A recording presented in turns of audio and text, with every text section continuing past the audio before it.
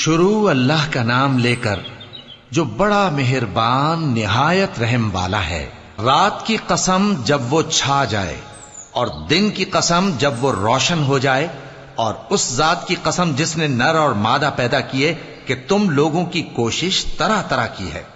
سو جس نے اللہ کے رستے میں مال دیا اور پرہیزگاری کی اور بہترین بات یعنی کلمہ توحید کو سچ جانا،